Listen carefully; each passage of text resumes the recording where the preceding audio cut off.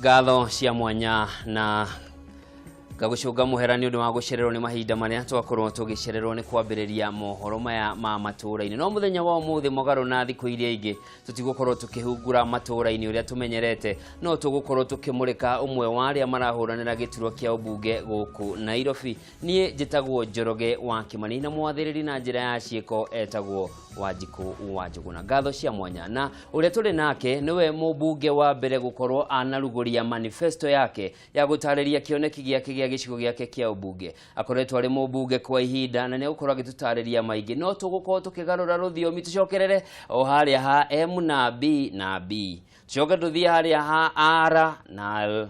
Karibu sana Mheshimiwa Yusuf Hassan kutoka Kamukunji. Asante sana na karibu sana, tunashukuru. Wewe ndio mbunge wa kwanza kuweza kutoa manifesto yake, kuelezea maono yako kwa wenyeji na wakaaji wa maeneo ya Kamukunji. Labda ni nini kilichangia haya? Kwa sababu mara nyingi nikiwa mbunge watu wananiuliza umefanya nini? Umetufanyia nini? Utatufanyia nini? Kwa hivyo katika miaka hii ambapo nimekuwa mbunge, kwanza nimekusanya kazi ambazo mimi nimewatumikia wananchi wa Kamukunji, kuelezea ni kitu gani tumefaulu kufanya na nikimebakia nini ambacho mimi naweza kufanya. Kwa hivyo nikatoa manifesto yangu ambayo inaelezea kwa kinaga ubaga msimamo wangu na jinsi nitakavyobadilisha hali ya mambo katika Kamukunji ili kujitofautisha na wale wengine ambao wanazunguka tu kutafuta kazi kwenda bunge. Mimi kama mtumishi wa wananchi najipeleka mbele kuambia kwamba mimi nina ujuzi na maarifa, nimeshajaribiwa na sasa hivi mkinipa fursa nyingine tena ni kazi hii ndio nitawafanyia. Ndio. Labda mtu anaweza jiuliza, ukiangalia katika eneo bunge la Kamukunji kuna ile soko ya Gikomba na kuna pia Isili. Ni maeneo hasa ya biashara kwa wafanyi biashara wadogo wadogo. Labda umeweza kufanya nini katika maeneo hayo ili kuinua hali ya maisha ya wafanyi biashara wenyewe wako huko? Kwanza kabisa katika maeneo haya mawili nimefanya kazi kubwa sana. Nilipochaguliwa hali ya barabara kwa mfano, infrastructure ilikuwa ni mbaya sana. Kupita na kuingia kule ilikuwa ni shida. Sasa hivi ukiingia Kikomba, barabara zote zilizoko za kuingia na kutoka Kikomba zimejengwa. Karibuni tulimaliza Digo Road, kuna nyingine ya ndani ya Meru.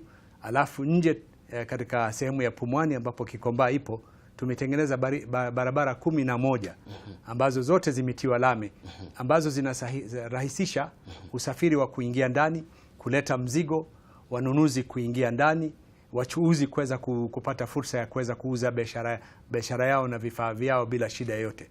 Huko Isli pia kulikuwa barabara hii kubwa ya First Avenue. Ilikuwa na mitaro, ilikuwa inafuja sewage na ilikuwa hapapitiki.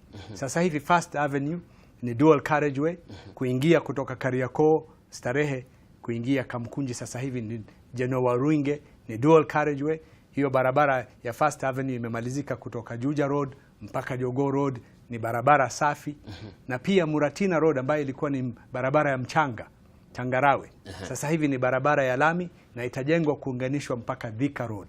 Kwa hivyo hali ya mawasiliano na usafiri kuingia katika masoko haya mawili ya Isli na Kikomba, masoko ambayo yanaleta mapato makubwa sana kwa serikali na pia yanachangia sana katika uchumi wetu.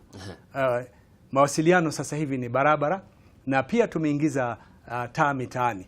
Kwa mfano sasa hivi ukipita usiku Isli ni panawaka, hakuna uwizi, hakuna giza iliyokuepo, watu wanaweza kufanya biashara na kuendelea na maisha yao. Na pia hivyo sehemu nyingi za Kamukunji ikiwemo huko Kikomba pia tumeboresha hali ya kila siku ya barabara na mitaa. Labda mheshimiwa, tuangalie sana pale Isili. Hivi majuzi kumekuweko na vurugu kati ya wenye biashara wenye wako ndani ya manyumba na pia wale wachuuzi wako kwa barabara. Labda umeweza kufanya nini ama ni kipi unacho kuweza kuwasaidia wale na labda kuwatengea nafasi yao ya kufanyia biashara? Kwanza kabisa ni jambo la kusikitisha kwamba sasa hivi kuna mvutano baina ya wafanyabiashara wakubwa na wale wadogo na wengi wao wameondolewa mtaani kwa sababu haikuwezekana kwa wao kuwepo pale. Lakini mimi ukiangalia manifesto yangu, pointi 2 zinahusika na wachuuzi wadogo. Tutawajengea masoko, tutawapatia nafasi ya kuweza kufanya kazi yao bila kusumbuliwa na kanjo, bila kusumbuliwa na mtu yoyote, na watakuwa na nafasi ya kufanya biashara yao usiku na mchana wakitaka. Pia tutaimarisha soko ya Kikomba. Rais Uhuru Kenyatta mwenyewe ameshasema kwamba hilo soko litajengwa upya na litakuwa soko la kisasa. Tayari wizara zinazohusika zimeshaomba 1 billion, shilingi bilioni 1 hivi za kuanza kazi ya kuboresha hiyo soko. Na karibuni tu tukimaliza, na nataraji kwamba watu wa Kamukunji watachagua Jubilee bila sababu bila kupoteza wakati, na mimi nikichaguliwa tutarudi kufanya hiyo kazi ya kujenga soko ya kisasa katika eneo la Kikomba. Pia tutaboresha soko ya Bama, soko ya kuuza ile soko ya nyama kwa sababu hiyo soko imeachwa katika hali mbaya. Mimi nimetumikia, nimetia maji, nimejenga vioo, nimewasaidia sana. Lakini sasa hivi tukipata serikali mpya ya county ya Jubilee, dhamira yangu ni kujenga soko mpya ambaye ina cold storage, vifaa vya kisasa vya kuweka nyama ili isiharibike, ya kuimarisha usafi na hygiene ya eneo hilo, ile hiyo soko ya nyama iwe soko ya kwanza kabisa ya uuzaji wa nyama katika Kamukunji na katika Nairobi. Labda unataka kumaanisha kuwa kutokuwepo na gavana wa chama chenye unakitumikia wewe kumeweza labda kuzuia ile miradi ungetaka kutekeleza? Ni kweli kabisa. Kwa mfano mimi katika serikali kuu, mimi niko katika serikali, mimi ni mbunge wa serikali kuu. Lakini katika serikali ya county mimi ni mpinzani. Siko katika serikali ya county. Serikali ya county ni ya upinzani. Kwa hivyo ninachotaka watu wa Kamukunji na wa Nairobi kufanya ni kubadilisha serikali hiyo ili tupate serikali ya Jubilee. Si kwa sababu tu mimi nataka serikali ya Jubilee, lakini hii serikali ya Kidero ya miaka 5 hivi imeshindwa katika kazi zake. Hawajatumia pesa zinazohitajika kwa maendeleo na upanuzi wa Nairobi. Hata Kamukunji haijafaidika kwa njia yoyote. Kwa hivyo mimi nataraji kwamba tukipata serikali ya county ya Jubilee, nitakuwa na nafasi zaidi ya kuwatetea watu wa Kamukunji ili nao pia wafaidike kutokana na pesa zinazotolewa kwa budget ya maendeleo ya Nairobi. Haya, nikiangalia kwa hii manifesto yako naona umeorodhesha vitu kadhaa: kutengeneza nafasi za ajira kwa vijana, barabara, kuna vile vile security ama maneno ya usalama. Labda kazi ya mbunge ni nini? Kazi ya mbunge katika sehemu nyingine za duniani ni kuwakilisha wananchi katika bunge na kuwazungumzia, kuwa sauti yao, kuwasimamia kwa haki na kwa kila njia. Pili, mbunge kazi yake ni kubuni sheria. Lakini katika Kenya mbunge ni mtu ambaye kazi zake ni pana sana. Hakuna nchi nyingi duniani ambapo mbunge anatarajiwa kusaidia katika ujenzi wa barabara, katika upanuzi wa kazi kwa vijana na kadhalika. Katika Kenya pia jukumu kubwa la mjumbe ni CDF. Hili ni mfuko wa maendeleo ya maeneo ya bunge ambaye yanasimamiwa na mbunge, ambaye anaweza kusaidia katika maendeleo. Na ambayo mahakama juzi imesema haifai kuwa chini ya mbunge. Haiko chini ya mbunge, lakini mbunge ana jukumu kubwa mbele ya wananchi wanaomchagua kuhakikisha kwamba wanapata pesa za kutosha za kuweza kujiendeleza katika miradi midogo midogo ambayo pengine serikali kuu wala serikali ya county haiwezi kufanya.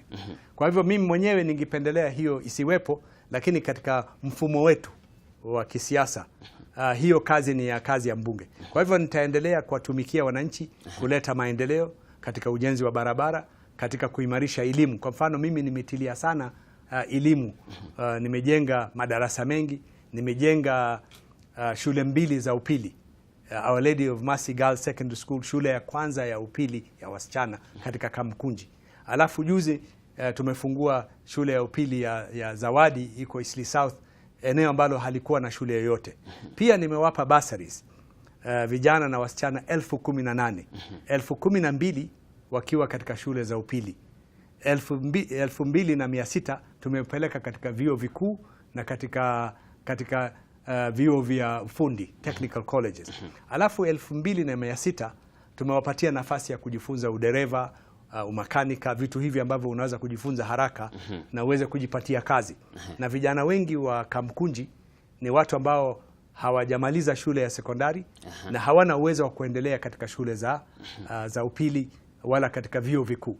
Na sasa hivi ninajenga na namaliza technical college ya kwanza, Kamukunji Technical College, ambayo itachukua vijana kutoka Kamukunji wasio na kazi waweze kujifunza ufundi wa aina mbalimbali ili wapate fursa ya kuweza kutumika katika nyadhifa mbalimbali wanaweza kujifanyia kazi zao wenyewe au kutafuta kazi katika uchumi wetu mpya wa kimaendeleo.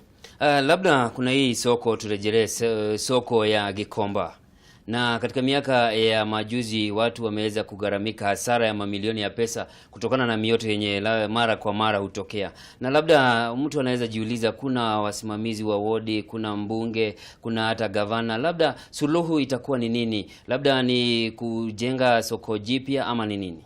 Suluhu litakuwa ni kuimarisha hiyo soko, na hatua za kuimarisha hiyo soko tayari serikali imeshaanza kuchukua. Tunaanza kujenga hiyo soko. Wachuuzi wa soko hilo wataitwa kwa mkutano mkubwa, tutakuwa na baraza kubwa, wataelezewa mpango wa serikali wa kuijenga hiyo soko, na itakuwa paved, itakuwa na sementi pale chini, itakuwa na maji, itakuwa na mitaro, itakuwa na sitima, umeme, na itakuwa na nafasi ya wazimaji moto kuweza kuingia ndani. Sasa hivi hata huwezi kupenyeza ndani. Kwa hivyo barabara za ndani zitapanuliwa ili kuweza kuhakikisha kwamba hiyo soko haitaleta hasara kwa wachuuzi na haitaleta madhara kwa wale wanaokwenda kununua bidhaa. Itakuwa ni soko la kisasa kama hiyo soko nyingine ambazo zimejengwa na serikali karibuni, na tayari kwamba hiyo mipango na mikakati imeshaanza. Wizara 3 zinahusika katika ujenzi huo, na nataraji kwamba mwezi wa Septemba tu mara moja tukirejea na serikali ikitangazwa na kuapishwa, hiyo kazi ya ujenzi wa soko la Gikomba itaanza. Na pia nataraji kujenga masoko mengine mawili kuhakikisha kwamba Kamukunji inapata kufaidika kutokana na uchumi wetu mpya wa kimaendeleo. Mara kwa mara pia tumeweza kusikia serikali kuu kila wakati wakisema wanataka kuinua hali ya watu wenye wanaishi kwa vitongoji duni ama mitaa ya mabanda, inakuwa ni Kibera wapi. Lakini pia Kamukunji kuna mitaa ya mabanda. Hawa nao umewapangia nini? Kwanza kabisa katika mpango wa serikali, kwa mfano eneo la Shauri Moyo ambaye ni eneo kukuu sana ambaye ni ya kihistoria katika Kamukunji, na majengo zitabomolewa. Shauri Moyo tayari mpango huo imeshakubalika, na tutajenga tukishirikiana na serikali ya county na serikali kuu na mashirika ya kimataifa. Kijiji kipya kitajengwa katika eneo la Shauri Moyo, na hata kuanzia country bus. Jiji hili la Nairobi center yake itakuwa country bus, Gikomba na Shauri Moyo. Na nataraji kwamba tutahakikisha kwamba wananchi wanaoishi pale, wale wanyonge, watapata fursa ya kuishi katika hizo nyumba bora zitakazojengwa. Tutakuwa na maduka, tutakuwa na viwanja vya kuchezea na za starehe, tutakuwa na shule mpya. Kwa hivyo kutakuwa na mpango madhubuti ya ujenzi mpya wa jiji jipya la Nairobi ambalo litasogea upande ule mpaka huko Bahati pia baadaye itafanyika. Ndio kwa maana mimi nataka kuchaguliwa tena ili kuhakikisha kwamba watu wa Kamukunji wanasimamiwa na mtu ambaye anapigana na ufisadi, mtu ambaye ni mwadilifu, mtu ambaye hataki kuchukua viwanja vya watu. Na nataka mpaka sasa hujachukua hata moja. Mimi sina ardhi yoyote katika nchi hii, na watetea wanyonge. Nimechaguliwa ili kuwatetea, si kuchukua mali yao. Na nachunga pesa zao katika CDF, nachunga viwanja vyao. Nitahakikisha kwamba wao ndio wanajengewa na watafaidika kutokana na maendeleo yatakayofanyika katika Kamukunji. Wao ndio watakuwa number 1. Mimi kama mtetezi wao nitahakikisha kwamba hakuna jambo baya litakalofanyika ambalo litaweza kuathiri maendeleo yao ya kila siku. Nikiangalia kigezo cha 10 cha manifesto yako, unataka kuangazia sana vipaji, michezo, na hizi ni vitu ama vipaji ambazo vijana wako nazo. Wasanii, labda utatekelezaje hii? Hii ni muhimu sana kwa sababu kwanza kuna talent kubwa sana ya mpira, ya mziki, watangazaji wengi wa Kenya. Hata mimi mwenyewe nilikuwa mtangazaji katika VOK. Watangazaji wengi sana na wasanii wengi wa Kenya na wa Nairobi wamezaliwa au kukulia Kamukunji. Mimi nataka kujenga viwanja vya michezo, kuimarisha kama ile ya Shauri Moyo. Tutajenga kiwanja ambacho vijana wanaweza kucheza michezo aina mbalimbali. Tutaimarisha viwanja vioko kule Zawadi, sehemu ya Eastleigh South. Hapo Airbase pia tutaimarisha hiyo kiwanja. Na pia Desert ambayo iko pale California, ili kuwapa nafasi vijana fursa ya kuweza kucheza michezo aina mbalimbali katika maeneo yao. Alafu pili, nitaanzisha michuano ya mpira, Kamukunji Football Tournament, ambayo vijana wanaweza kuwania kila mwaka kikombe. Labda mshindi atapata kitu ama tu ni kikombe tu? Atapewa pesa taslimu pamoja na zawadi na atatunikwa kikombe ambacho kitaonyesha kwamba hao ndio washindi. Na kuna vilabu kadhaa vya Kamukunji ambazo vimefanya ni hodari. Hata juzi kuna kilabu ya Kamukunji ambayo ilishinda katika michuano ya vilabu vya Nairobi. Kwa hivyo tutawasaidia. Sasa hivi tunawasaidia, lakini tutazidi kuwatumikia kuhakikisha kwamba wanapata viwanja na mahali pa kuchezea, na tutajihusisha sana katika kukuza talenti ya vijana waimbaji, wanamuziki, watu wanaohusika katika utamaduni. Tutatengeneza center ambayo vijana wa Kamukunji na wasichana wa Kamukunji wataweza kujifunza na kujionyesha ujuzi wao katika usanii. Nafahamishwa muda wetu unayoyoma, lakini labda haya yote hayatawezekana iwapo wapiga kura hawatajitokeza kwa wingi na labda kuweza kukuchagua ama kutekeleza haki yao ya kikatiba ya kuchagua viongozi wao. Labda unafanyaje ndio kuwavutia watu wajitokeze tarehe 8 Agosti? Nimezunguka katika kila kitongoji, nimetembea sana, nimewasihi watu wa Kamukunji sio tu kujitokeza kwa wingi, lakini kujitokeza kunichagua mimi, kumchagua rais wangu Uhuru Kenyatta, kuchagua governor wa Jubilee, kuchagua senator wa Jubilee, kuchagua women rep ya Jubilee na MCAs wa Jubilee, na nataraji kwamba wataitikia mto huo, na tarehe 8 wengi wao watajitokeza kunirejesha tena mimi kama mbunge wao, ili niweze kuendelea na maendeleo yangu waziwazi, ili niweke Kamukunji mbele, kwa sababu mimi nimeshajaribiwa, nimeshajitokeza kuwafanyia kazi. Mimi ni mtu mwenye ujuzi, mimi ni msomi, sipata potea. Kwa hivyo wanaponichagua, wanajua wamemchagua mtu ambaye ataendeleza maendeleo yao na atawasimamia na atawazungumzia katika bunge na kuleta maendeleo zaidi. Neno lako la mwisho kwa mkaaji wa pale Kamukunji na pia Mkenya kwa jumla? Ningesema tu jambo la kwanza ni kwamba nawasihi wa Kenya na wa Kamukunji kwamba wajitokeze kwa amani na utulivu. Uchaguzi ni kitu wa siku moja, na jirani yako atakuwa ni yule ile. Kwa hivyo siku ya Jumanne, kuja asubuhi na mapema, piga kura, umchague mtu unayempenda. Najua kwamba watu wa Kamukunji watamchagua Yusuf Hassan, wanichague tena kama mbunge wao, na warudi nyumbani kusherekea kwamba tumefanikiwa katika mpango wetu hii ya kupeleka mbele demokrasia. Nashukuru sana kwa nafasi yako. Asante sana. Nakutakia kila raheli katika kampeni zako. Imebakia siku 3-4 hivi watu waweze kuamua. Na mureri wa Kameme TV hau niho tugukorwo tugitirihira matuuraini hwaini wa umuthi. No haha ni haria ngwiraga kaingi tukoragwo tugithamana kuingira mwena ungi tumana mumbunge wa Kamukunji Yusuf Hassan agitariria kioneki giake. Niwe mumbunge wa mbere gukorwo akiruguria kioneki giake kigie uria egukuria gicigo giake kia ubunge. Tha igere ciihanda mugukorwo mukinyitanira maina kihumo na Gathoni wa Ng'ang'ani Njoroge wa Kimaninga kwiragia na hwaini mwega mwathiriri na njira ya ciiko auma Wanjiku wa Njuguna.